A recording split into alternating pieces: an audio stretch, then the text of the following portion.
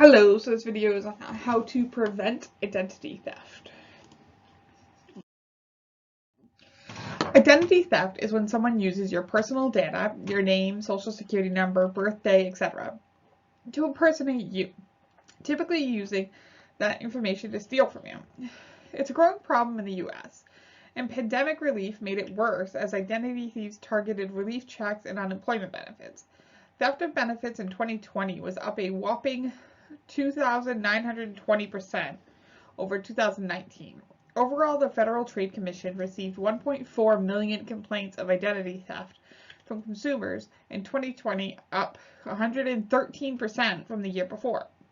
Here's what you need to know to reduce chances you'll be a target, spot warning signs, and take action to minimize damage.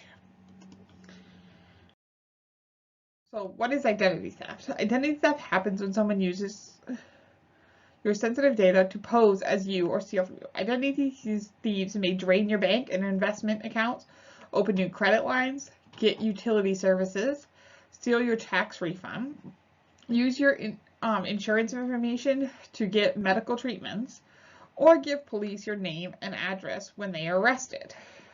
Frequent data breaches mean your information may already be exposed. In this new reality, it's smart to take steps to prevent malicious actors from using your personal information and ruining your financial life. 7 types of identity theft and warning signs. Once a criminal has your info, here are common ways it may be exploited. 1. Credit identity theft. Credit identity theft happens when a criminal uses your personal information, such as birthday and social security number, to apply for a new credit line. Warning signs. You might see an unexpected change in your credit scores or an account you don't recognize on your credit reports. You may get debt collection notices or a court judgment against you. The best way to prevent is to freeze your credit. Child identity theft. Criminals steal a child's identity and apply for credit in the child's name. Often it is not discovered until the victim applies for college loans or other credit. Warning signs. If your child is getting offers of credit cards or phone calls about late payments or debt collectors, investigate. You can freeze your child's credit to prevent it. Synthetic identity theft. Synthetic identity theft is when criminals use a patchwork of identity details to construct a fictitious consumer using a social security number, often one of a minor child or one that is made up, that is not yet in the credit bureau database, and combining it with a name and address. They then apply for loans and credit cards, often making payments for years as the credit limits grow. Then comes a bust out, when cards are maxed out and the criminals disappear. Warning signs. If you try to freeze your child's credit and discover their social security number is already in use, often it is not discovered until the child is applying for student loans. It is not always preventable because sometimes criminals make up and use a social security number even before it's assigned. There's taxpayer identity theft. Sometimes fraudsters use a social security number to file a tax return and steal your tax refund or tax credit. Warning signs. You may be unable to e-file because someone else has already filed under that social security number. You get an IRS notice and letter referencing some activity you knew nothing about, or IRS records suggest you worked for an employer that you did not. Filing early can help you beat criminals to filing in your name. And some states offer 6-digit identity protection pins with additional security. 5. Medical identity theft. Using someone else's identity to get healthcare services is medical identity theft. It's particularly dangerous because it can result in medical histories being mixed, giving doctors and hospitals wrong information as they are making healthcare decisions. Warning signs. Claims or payments on your insurance explanation of benefits that you do not recognize can suggest that someone is using your healthcare benefits. If you fall in victim, you need to report it to your insurance company and inform your healthcare team to be sure information in your healthcare record is actually yours. 6. Account takeover. Criminals use personal data to access your financial accounts, then change passwords or addresses so that you no longer have access. Warning signs: an email, letter, or text from your financial institution that refers to an action or transaction you don't recognize. 7. Criminal identity theft. Criminal identity theft occurs when someone gives law authorities someone else's name and address during an arrest or investigation.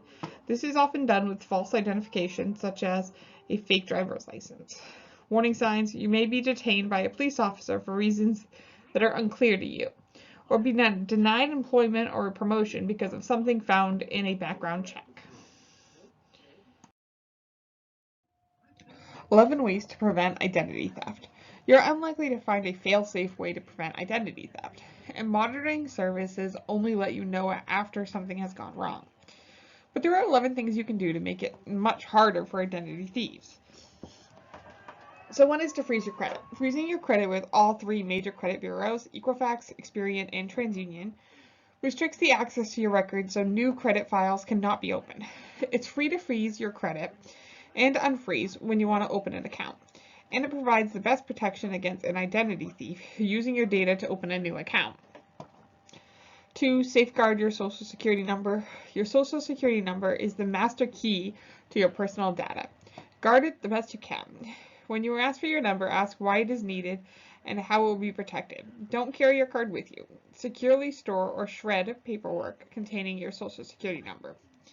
3. Be alert to phishing and spoofing. Scammers can make phone calls appear to come from government entities or businesses. And emails that appear to be legitimate may be attempts to steal your information. Initiate a callback or return email yourself, working from a known entity, such as an official website, rather than responding to a call or email. And be wary of attachments. Many contain malware. So next, use strong passwords and add an authentication step. Use a password manager to create and store complex, unique passwords for your accounts. Don't reuse passwords. Adding an authenticator app can reduce your risk. Don't rely on security questions to keep your account safe. Your mother's maiden name and your pet's names aren't hard to find. Think carefully about what you post on social media so you don't give away key data or clues about how you answer security questions. Use alerts. Many financial institutions will text or email when transactions are made on your accounts. Sign up so that you know when and where your credit cards are used, and when there are withdrawals or deposits to your financial accounts and more. 6. Watch your mailbox. Stolen mail is one of the easiest paths to a stolen identity. Have your mail held if you're out of town. Consider a U.S. Postal Service approved lockable mailbox. You can also sign up for an informed delivery through the USPS, which gives you a preview of your mail so you can tell if anything is missing.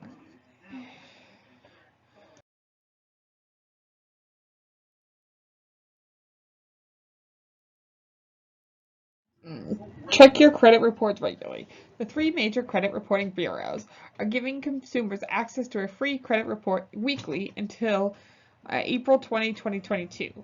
Check to be sure that any accounts in forbearance or deferment are being reported properly, and to watch for signs of fraud. You can also sign up for a free credit report and score from NerdWallet to receive alerts when there are changes.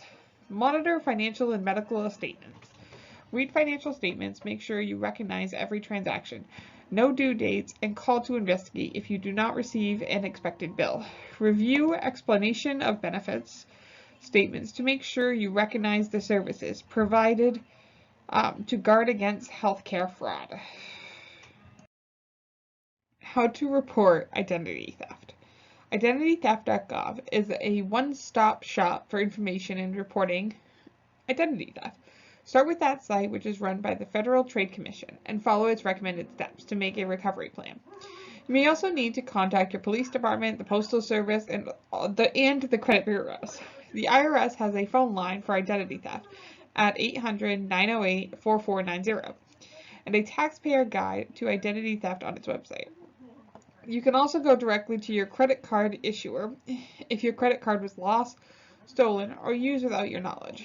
If it appears someone else used your health benefit, contact your health insurer and consider contacting any involved providers to make sure someone else's health history is not mixed with yours. Excuse me. So what happens when you report identity theft? Reporting identity theft starts an investigation and the process of restoring your good name. The exact steps will depend on the type of identity theft. Credit card issuers generally replace the cards with new ones with a different number, and you are back in business. Taxpayer identity theft or theft of benefits typically are resolved more slowly. No matter which type of identity theft you experience, keep extensive notes about phone conversations and retain related emails.